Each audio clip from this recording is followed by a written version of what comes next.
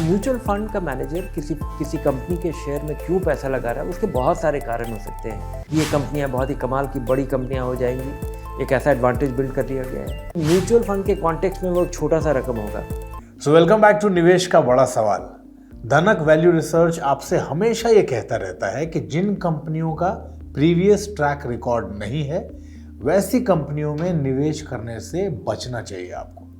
अभी आजकल क्या हो रहा है कि फंड हाउसेस इन्वेस्टर्स के पैसों को न्यू एज स्टार्टअप कंपनीज के आईपीओज में निवेश कर रही हैं। क्या इस नए ट्रेंड से आपको चिंतित होने की जरूरत है?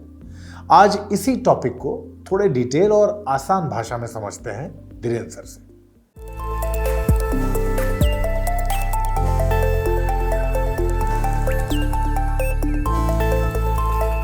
सर स्वागत है आपका। अच्छा, पिछले कुछ समय में म्यूचुअल फंड्स ने न्यू एज स्टार्टअप कंपनियों के आईपीओज में पैसा लगाना शुरू कर दिया, जैसे जोमैटो, पेटीएम, मामा अर्थ जैसी दूसरी कंपनियों में निवेश कर रहे हैं म्यूचुअल फंड्स। अब इसको करने के पीछे उनका लॉजिक क्या है सर? इसके पीछे लॉजिक एक ये हो सकता है कि बहुत सारे फंड मैनेजर्स को कहीं ऐसा तो उम्मीद नहीं है कि ये कंपनियां बहुत मुनाफा कमाएंगी, और अभी तक इन्होंने बहुत बड़ा, क्योंकि न्यू एज कंपनीज का एक खास चीज़ तो है कि इन्होंने एक बहुत बड़ा बिजनेस बिल्ड कर लिया, भले ही मुनाफा नहीं कमाते हो। लेकिन अगर ये लंबे समय तक मुनाफा नहीं कमाएंगे तो आपका पैसा नहीं बनेगा, आपको कोई खास फ़ायदा नहीं होगा। लेकिन अगर किसी फंड मैनेजर को लगता है कि कोई ऐसा वेरिएबल है, कोई चीज़ ऐसा होने वाला है जिसकी वजह से ये वैल्यू अनलॉक हो सकता है, ये सस्टेन करेगा, ये ग्रो करेगा और वो अपना पैसा मल्टीप्लाई कर पाएगा, लॉजिक तो यही है। दूसरा लॉजिक है कि आपका शॉर्ट टर्म लॉजिक है कि आपको लगता है कि अभी डिमांड है, आपको अलॉटमेंट मिल जाएगा तो आप ज़्यादा मुनाफे पे बेच पाएंगे, आप लंबे समय की नहीं सोच रहे हैं। तो एक लॉन्ग टर्म लॉजिक हो सकता है कि ये कंपनियां बहुत ही कमाल की बड़ी कंपनियां हो जाएंगी, एक ऐसा एडवांटेज बिल्ड कर लिया गया है। या शॉर्ट टर्म लॉजिक ये हो सकता है कि आपको अलॉटमेंट मिलेगा, ज़्यादा डिमांड होगा और आपका ज़्यादा दाम पे आपका शेयर बिक जाएगा। अच्छा, तो सर आपको ऐसा नहीं लगता कि आईपीओज में निवेश करके म्यूचुअल फंड्स कुछ ज़्यादा ही रिस्क ले रही हैं? रिस्की है कि नहीं ये तो समय के साथ ही साबित होगा, लेकिन मेरा ये मानना है कि म्यूचुअल फंड का पैसा न्यू एज स्टार्टअप्स में लगाना और छोटा सा रकम लगाना ये कोई बहुत बड़ा रिस्क नहीं है। कई बार, और म्यूचुअल फंड का मैनेजर किसी कंपनी के शेयर में क्यों पैसा लगा रहा है, उसके बहुत सारे कारण हो सकते हैं। एक कंपनी का शेयर इसलिए लगाया जा रहा है कि वो 5-10 साल में बहुत बड़ा कंपनी हो जाएगा और उतने लंबे समय तक आप होल्ड करेंगे।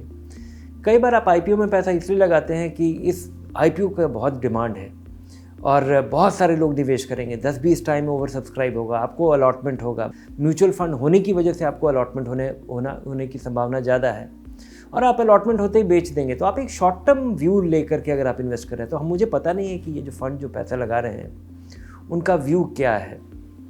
लेकिन लोग चिंतित इसलिए हैं क्योंकि अधिकतर बहुत सारी कंपनियां ये जो है ये बहुत कम मुनाफा कमाती हैं या मुनाफा नहीं कमाती हैं, इनका मुनाफा नहीं होता है, उसके बावजूद इसमें पैसा लगाया जा रहा है, इस वजह से चिंतित है। लेकिन मुझे लगता है कि इसका सेंस ऑफ प्रोपोर्शन हमें नहीं लूज़ करना चाहिए।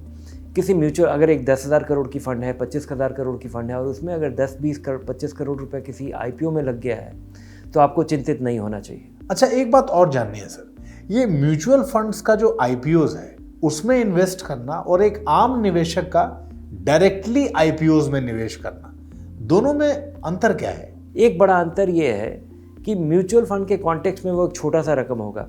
अगर आपका पूरा 10 लाख रुपए लगा हुआ है और आप 2 लाख रुपए आईपीओ में लगाते निकालते रहते हैं तो ये आपके पैसे का एक बड़ा भाग हो जाता है। तो आप देखिए कि ये आपके लिए कितना रेलेवेंट है, कितना इंपॉर्टेंट है, कितना सिग्निफिकेंट है, यही अंतर है। बहुत बहुत धन्यवाद सर, इस पूरे मुद्दे पर बहुत क्लैरिटी से हम लोगों को सब कुछ समझाने के लिए। और निवेश के बड़ा सवाल में आज के एपिसोड में इतना ही। आपके मन में अपने निवेश को लेके कोई भी सवाल हो, छोटा या बड़ा, बेझिझक और बेधड़क धनक से पूछिए और अपने सवालों के जवाब के लिए धनक को आज ही सब्सक्राइब कर लीजिए।